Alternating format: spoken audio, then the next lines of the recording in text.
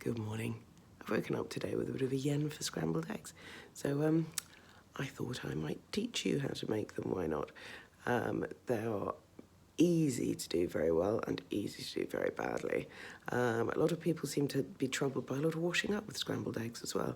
I'm not, ever, so I wanted to teach you how to do scrambled eggs without any washing up. Absolutely perfect every time.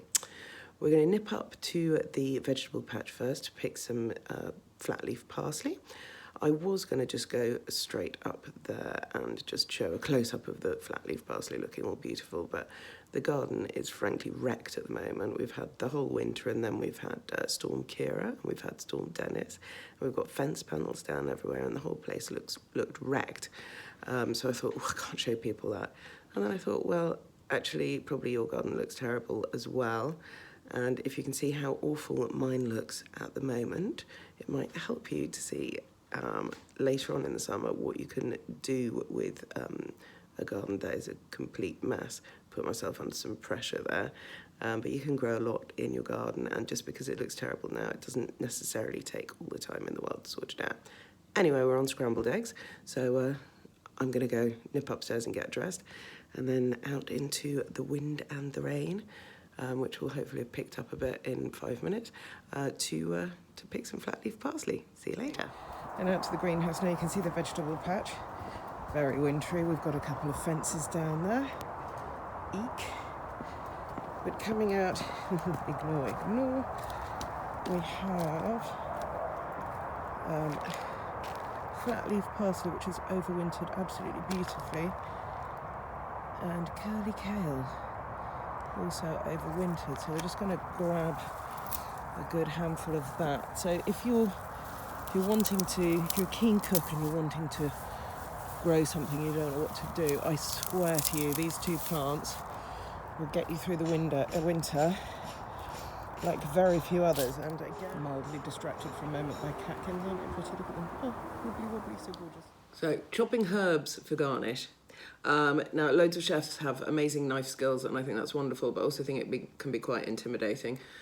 I can use a knife, but I don't do it fast and choppy and whizzy like lots of chefs. So, but the main thing I wanted to tell you is how to, lots of people obliterate herbs when they want to use them for a garnish. So you end up with this kind of fine, sort of slightly slimy, very dark mass of herbs. So I just like to cut them quite coarsely. So just grab them nicely in your hand, and really you probably only want to cut every centimetre or ½ inch, depending on whether you're metric or imperial. And I like to use the stalks as well. Chop the stalks a little more finely.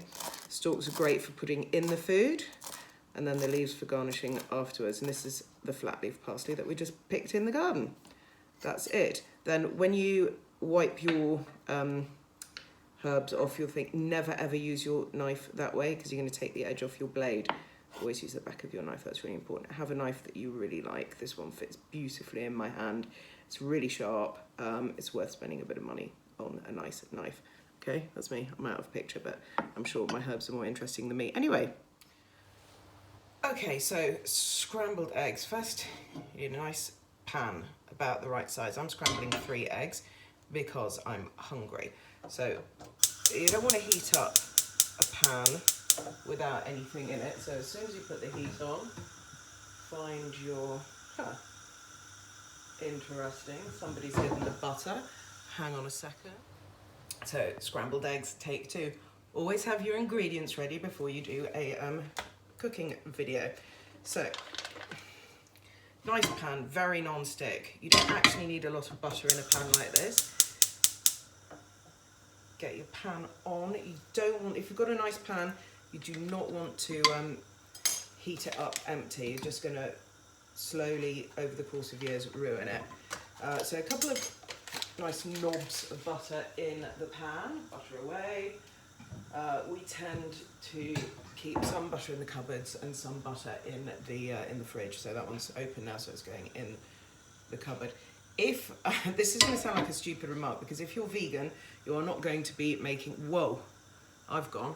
You're not going to be making scrambled eggs. Let's just watch the butter melting in the pan rather than watching me standing in front of the sun, which will go away in a minute. But I do know many people who will happily eat eggs because they either keep their own chickens or they have a friend who keeps chickens, and they know that the eggs are completely free range.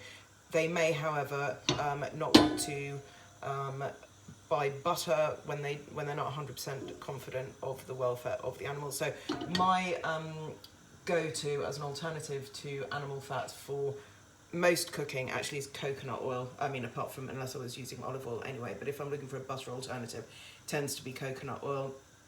It has more or less the, it's solid at room temperature and it melts when you heat it, and I kind of like that familiarity. So butter is melted in the pan. It's over an at best low heat. Now, if you can see, that is just gently, very gently foaming. I do eggs straight in. If you get a bit of shell in, try and tweak that out. But you shouldn't do. If you go quite confidently, she says, on the side of the pan and just straight in. Let's get rid of the eggshells. Now we need a nice spatula. My mum got me this one, isn't it gorgeous? Don't know if you can see it very well. Let's try and get in front of the sun. Oh my word. This is so amateur, it's not true. This is a nice olive wood one, and I like to have things that I like to use. Now at this point, I will turn it right down. That little click in the background was me putting the toast on, because I think it's really upsetting to have cold scrambled eggs. So you want to make sure that you've got your toast ready. Ideally you want a hot toast and hot scrambled eggs, but if it's one or the other, for me it is hot scrambled eggs and cold toast. So I do it ultra slowly. You can use one of these. Equally, a silicone spatula works really well. Actually, did that block out some of the sun? Some, not enough. I'll redo this video one of these days, but for now, I'm just learning. I'm learning how to video edit and all that kind of stuff. Okay, so low heat, we're not in a hurry. The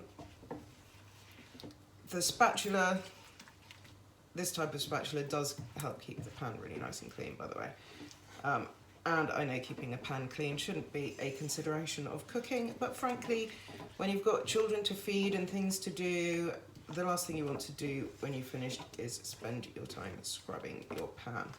I don't, you might have noticed, add any milk or cream or anything like that. I don't think it's necessary. So turn that right down. That is nearly done. So, and that was 3 eggs. That makes a very small amount of scrambled eggs. It looks quite mean, actually. I'm kind of wishing I'd done myself 4, but, health, darling. Okay, that's done. Now, can you see that's still got it's still got a goo? And people can be very fussy about having slightly, what they call slimy eggs. Not a word that we really like to apply to any food in general. That's the toast popping. But I really like my scrambled eggs to be just à point, just perfect, not slimy, but not dried out and ghastly either. So you want to turn off your heat just before they're done, as you want them to be done. That gives you time to grab your toast. They're still sitting there, they're still nice and hot. You can butter your toast ineptly because you're on camera and you've never buttered toast on camera before and it feels really weird. Don't judge me.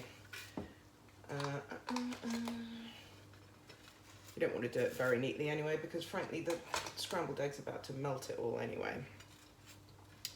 There we go. Lovely jubbly. Butter away. And if you take a look at the scrambled eggs, they've just set just enough more. So onto the plate we go. Delicious.